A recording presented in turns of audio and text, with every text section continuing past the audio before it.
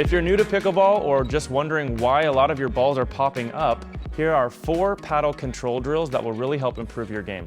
Now the first one we're going to do with Clint is we're going to stay stationary on our sideline, and in our continental grip I want to point that paddle face towards the ceiling, and I just want to tap the ball in place without having to move my feet. This is going to really keep me in tune with my paddle, and I really want to try to keep the ball about 6 inches above my paddle every single time. There are 3 things that I'd like you to think about. Go ahead, Clint. Okay.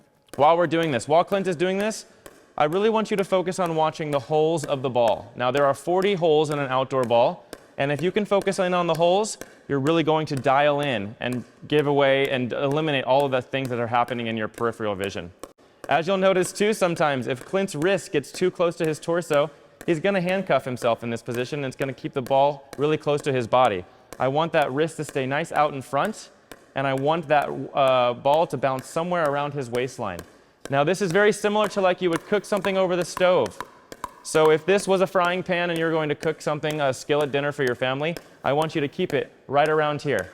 What I don't want you to do is fight gravity and make it come all the way up here. Like Clint's doing, I want him to keep it right around his waistline. Very nice, Clint.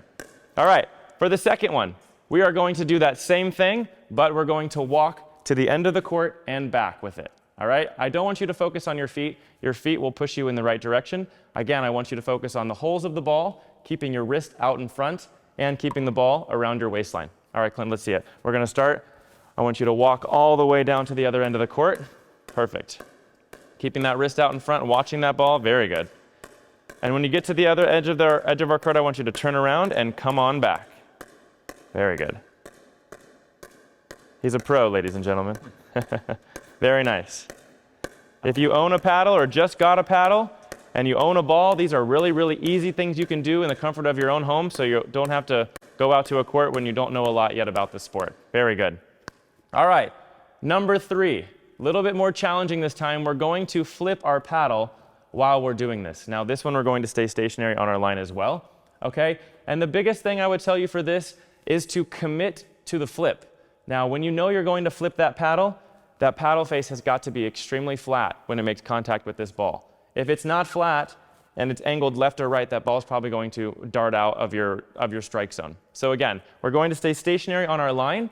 We're going to do 3 taps on one side, and then we're going to flip it and do 3 taps on the other. I'd like to do a sequence of 12, so it'll be 3, 3, 3, and 3. All right, let's do it together. 1.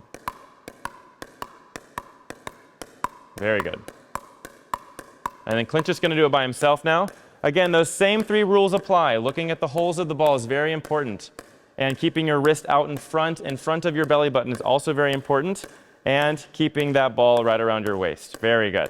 All right, for number 4, you guessed it, we're going to walk with it now. Okay, so we're going to flip and walk with it. All right, so face me. Great. We're going to flip it. Let's do 1 and 1. 1 and 1? Yeah, you're a really advanced player, so let's do it that way. Good.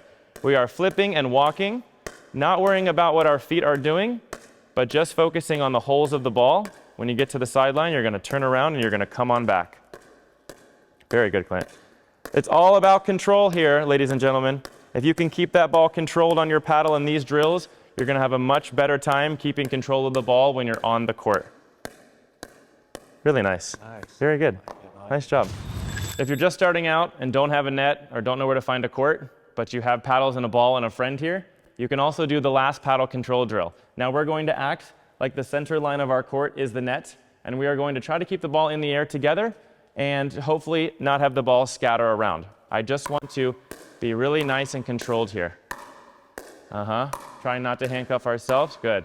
Trying to just volley this ball back and forth.